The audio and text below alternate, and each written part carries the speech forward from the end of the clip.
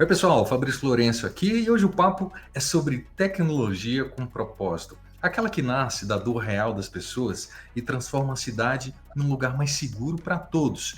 E eu vou conversar com Simoni César Ramos de Moura da Nina, uma startup cearense que desenvolveu uma plataforma para a denúncia de importunação sexual na mobilidade urbana, usando, claro, a inteligência artificial, visão computacional e ciência de dados. A Nina é o canal oficial de denúncias do município de Fortaleza e vem contribuindo para a criação de políticas públicas que reduzem a violência de gênero no transporte. Essa é mais uma edição do programa IA ao Quadrado, executado pela Softex, realizado pelo CNPq e pelo MCTI, esse bate-papo incrível que a gente recebe agora. A Simoni, seja muito bem-vinda aqui no nosso bate-papo. Obrigada, Fabrício, pelo convite. Fico muito honrada de você fazer essa nomeação da Nina como startup nordestina.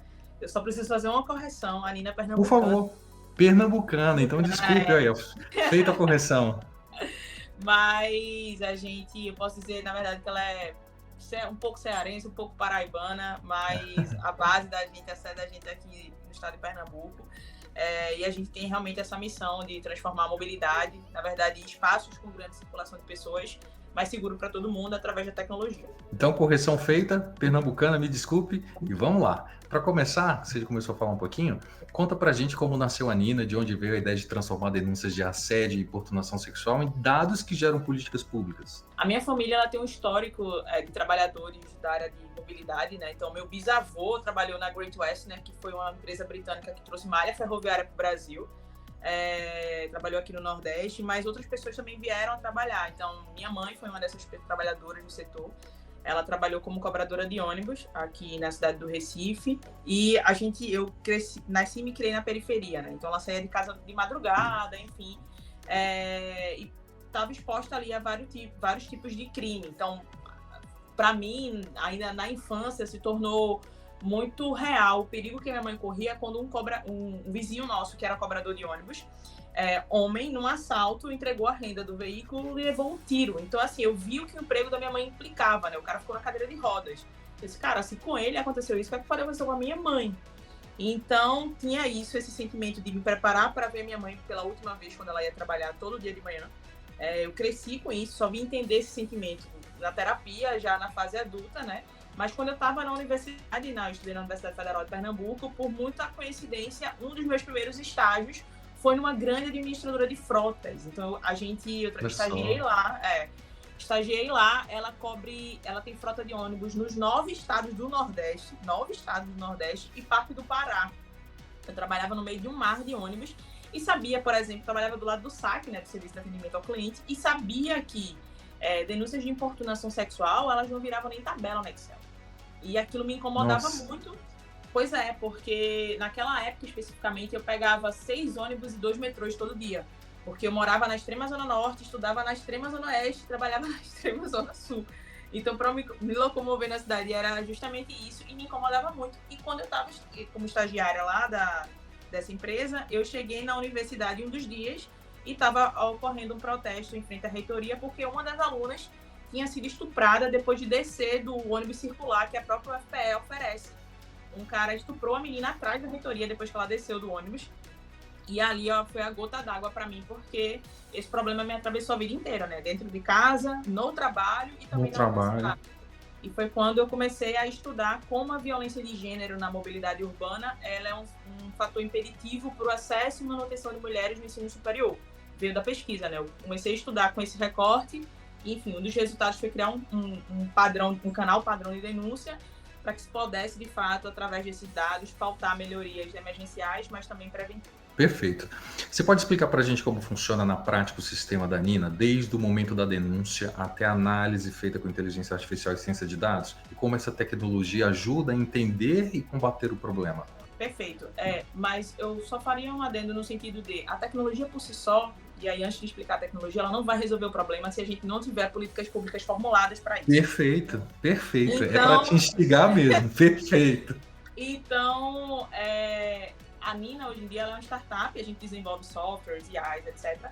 Mas tem um braço da empresa que é a parte de consultoria. Então, ela é liderada pela Ana Carolina Nunes. Ana Carolina PhD em Administração Pública pela FGV São Paulo e a London School of Economics. Ela lidera essa área política pública realmente dentro da Nina. Então, quando a gente fecha qualquer contrato, antes da minha equipe técnica, né, de desenvolvedores, entrar para fazer as integrações, a Ana Carol faz visita em loco. Dentre as ações que a gente faz de visita em loco, estudo diagnóstico, e aí envolve grupo focal, entrevista em profundidade, enfim, para entender aquele contratante, seja ele privado ou público, ou seja ele um órgão específico, ou alguma festa, por exemplo, a gente faz carnaval. E aí, carnaval, a gente faz o estudo do carnaval para fazer o protocolo de atendimento, como é que a tecnologia vai operar dentro daquele cenário.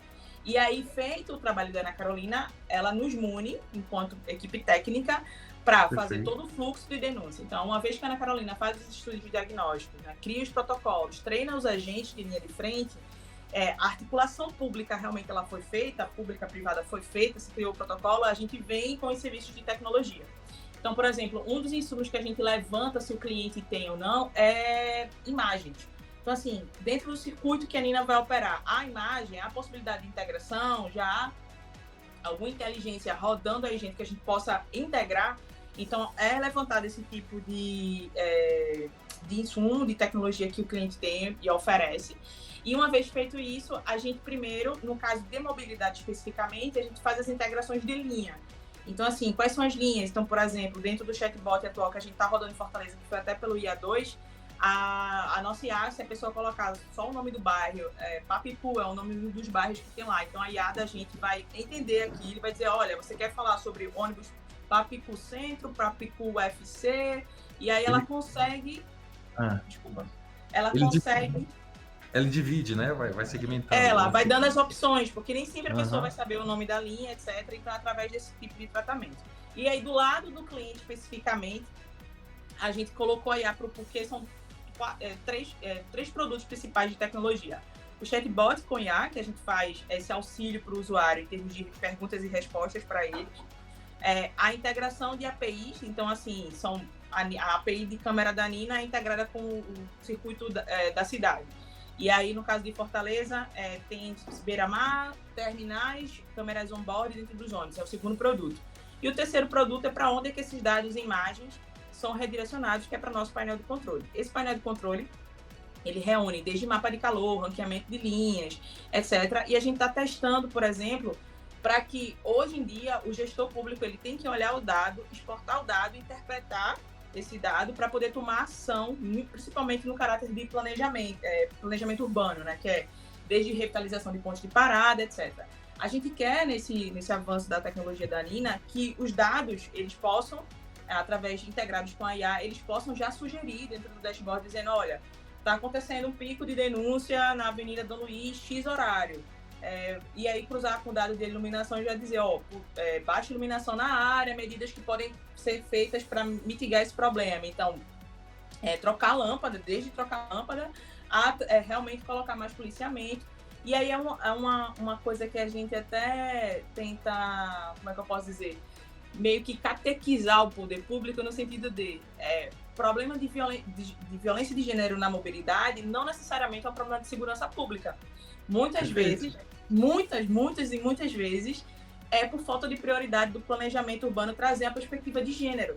E aí a gente precisa dessa discussão ser urgente, porque mulheres representam 65% dos usuários do sistema público de transporte. Então, assim, não dá para eu ficar achando que é um sistema sem gênero, entendeu? Não dá para a gente ficar nesse tipo de discussão. Então, dessas duas frentes, assim, a IA que a gente está colocando na Nina, tanto para auxiliar o usuário nesse fluxo de denúncia, então, o fluxo é definido para aquela cidade, e aí a gente pede alguns dados pessoais para validar aquele usuário, o número de telefone, manda o token de validação, e aí segue o fluxo de denúncia. Uma vez que o fluxo de denúncia é completado, e ele é estimado aqui 2 minutos e meio, quando você consegue completar esse fluxo, a gente dá os direcionamentos de onde você pode ir para pedir ajuda psicossocial ou até fazer o registro de boletim de ocorrência mesmo, com base no seu gênero e idade. Então, se você é um homem cis, maior de 18 anos, você é direcionado para um posto policial específico da cidade. Se for menores, no caso de Fortaleza, é para a DSECA, a Delegacia de Criança e Adolescente. E se for mulher cis ou trans, maior de idade, ela é direcionada para a Casa da Mulher Brasileira, que é um equipamento federal que reúne aí desde Defensoria Pública, assistência psicossocial, a própria delegacia, e funciona 24/7. Sensacional. Olha só, eu ia fazer a próxima pergunta, mas você já respondeu tudo, excelente. Eu vou passar. Agora, muito Desculpa. bom. Olha, não, por favor, eu queria saber um pouco desse impacto na segurança das mulheres na mobilidade urbana, mas você já explanou, né, como é que isso vai acontecer. Toda startup, a Nina não foi diferente, ela enfrenta desafios. No caso de vocês, os maiores são a divulgação, a captação de recursos e fortalecimento no plano comercial. Como a Nina tem lidado, como lidou com isso para continuar crescendo e expandir na sua atuação? Cara, eu percebo, assim, quando eu vou participar de processos de seleção, primeiro, assim, que eu vim da pesquisa, né? Eu era uma aluna, uma graduanda, e comecei a desenvolver uma pesquisa com caráter pessoal, não tinha orientador, era uma coisa que me motivou mesmo, assim, pelo absurdo da situação que foi naquela época, e até hoje, infelizmente, a gente está vendo aí os altos índices de criminalidade com relação a mulheres, especificamente, feminicídio. O de feminicídio é o extremo, né? Mas tem os outros ali, desde da importunação sexual, violência de gênero, enfim. E naquela época, quando eu comecei a pesquisar, eu não tinha ideia que eu ia criar uma empresa ou coisa do tipo, assim. E aí um amigo meu falou assim, cara, massa isso que você tá fazendo, mas assim, depois que passar a publicação de paper, tu vai fazer o que com isso? Assim, meio que me sacudiu, assim, fez uma provocação, mas, sabe, amigos conversando na faculdade. E aí eu disse, pô, é mesmo, né? O que eu vou fazer depois disso? E aí foi ele que me falou no primeiro momento, busca edital a fundo perdido para tirar a ideia do papel, né? Eu nunca tinha escutado sobre essa expressão, edital a fundo perdido, coisa desse tipo. E assim, joguei no Google e como eu já tinha publicado alguns 2 artigos assim, em congressos grandes, eu tinha coisas muito material documentado. Os 2 primeiros editais que eu submeti eram editais privados de Open Innovation, de inovação aberta. E aí eu passei. Okay. Um deles foi da Toyota Mobility Foundation, que aí foi o capital maior, assim, logo de início, que eu consegui na época foi $20 mil. Então, assim, minha busca foi editais a fundo perdido de início, porque assim, eu era estagiária e ganhava um salário mínimo. Minha mãe era cobradora de ônibus e ganhava, sei lá, um salário mínimo e um pouquinho mais. Então, assim, não tinha, me empresta o dinheiro que eu vou criar uma empresa, não existia essa possibilidade. E aí, e só vim me tornar empresa porque o edital da Toyota exigia um CNPJ. Então, era uma pesquisa. E aí, eu criei um MEI na época, porque o critério era um CNPJ, ele não dizia o tipo. E o MEI era mais prático, né? Era rápido sair o CNPJ muito na hora? Muito rápido, na hora. E aí, mandei para lá, enfim. E aí, o outro edital que eu submeti foi o da Red Bull, e aí me ajudou muito no sentido de visibilidade, não tanto de aporte financeiro, mas visibilidade, me colocou em lugares estratégicos, etc. Assim. Então, já entrei com esses 2 grandes players. E o edital da Toyota, o Mobility Foundation, ele tinha uma parceria com a FNP, com a Frente Nacional de Prefeitos, que fez com que o projeto piloto já nascesse grande, porque você escalava numa cidade. Né? Muito bom. E a cidade foi Fortaleza. O Roberto Cláudio era o prefeito na época, eu fiz o pitch lá na reunião geral de prefeitos, foi em Niterói até. E aí foi quando a Nina... a gente pilotou, né? A gente fez uns testes primeiro no campus da UFPE e depois foi para lá. E aí, nesse processo de pilotagem em Fortaleza, eu conheci outros editais e passava. E aí foi que eu fui juntando capital, mas assim, 0 planejamento. Eu não posso dizer para você que eu segui a trilha do empreendedorismo clássico, sei lá. Tinha que acontecer, Simone. Tinha que acontecer. Enfim, e aí no meio Obrigada. E aí dentro do processo de Fortaleza, ainda quando a gente estava lá, o Roberto Cláudio já tinha sinalizado que queria contratar para depois do piloto. Uma Venture Capital comprou 15% da empresa. A gente fez um investimento seed lá. E aí foi o que levou a Nina para outro patamar, e hoje a gente tem esse cliente até hoje, assim, a Fortaleza está expandindo para outros. E para encerrar nesse papo delicioso que a gente está tendo agora, qual a visão da Nina para o futuro? Você pensa em levar essa tecnologia, esse modelo de política pública para outras cidades do mundo? Sai do Brasil. Sai do Brasil. Você pensa nisso? Fabrício, na verdade, a gente está nesse processo desde 2019, né? Quando eu passei na aceleração da Volkswagen, na verdade da MAN, que é uma das marcas da Volkswagen. Era uma parceria da MAN com a Union Social Business. E aí foram 8 empreendedores no mundo selecionados, a Nina foi uma delas. Eu passei um período na fábrica da Volkswagen também em Lisboa. E só não fui para a África do Sul porque teve a pandemia do meio, né? Mas também passei um tempo estagiando com eles na fábrica de São Paulo. E sim, penso, mas eu acredito que mais do que expandir a tecnologia, talvez seja a bandeira da Nina, né? Que é essa questão de garantir o acesso de todos de forma igualitária. Né? A grande discussão, no fim das contas, da Nina é direito de acesso à cidade.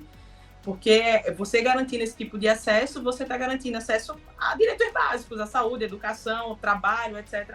Então a discussão é essa. Tem um modelo Canvas que eu gosto muito, que é assim, ame o problema, não a solução. Porque quantas vezes a Nina já mudou, né? A gente tá agora indo para desenvolvendo IAs, assim, mas quantas vezes? Então, assim, eu acredito que a bandeira da Nina é justamente essa.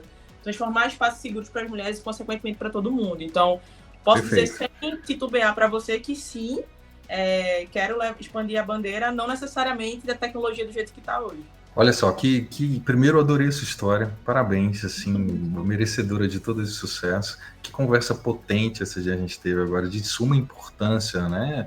Tá, eu tô falando que aqui em Brasília, o metrô destinou 2 vagões para mulheres. Exatamente por conta dessa importunação que sempre tem e tal. E eu acho que tem que ser por aí mesmo, assim. Aí você falou também sobre trans, né? Que você ideologia de gênero, na verdade. O Brasil é o que mais mata trans no mundo, né? Você imagina, um país que a gente vive com feminicídio, com tanta violência, e surge uma ferramenta dessa que pode ajudar, de certa forma, né? Trazendo esses benefícios. Bom, enfim, eu queria parabenizar você, obrigado, parabéns mais uma vez, foi um prazer te conhecer, obrigado mesmo. Obrigada também, Fabrício, obrigada a todo mundo, obrigada ao IA2 pelo programa, por tudo que fizeram, assim, e ofereceram, de fato, para empreendedores e pesquisadores, né? A gente está vivendo um momento de retomada no país e isso é muito louvável. E para você que está nos assistindo, esse foi mais um episódio do programa IA ao Quadrado, executado pela Surftex e realizado pelo CNPq e pelo MCTI, um espaço para conhecer as startups que estão moldando o futuro com inteligência e propósito. Se você curtiu, compartilha, segue a gente no podcast e fica de olho nos próximos episódios. Até o próximo papo e que a inovação continue abrindo caminhos para cidades mais seguras, humanas e inteligentes. Tchau, pessoal!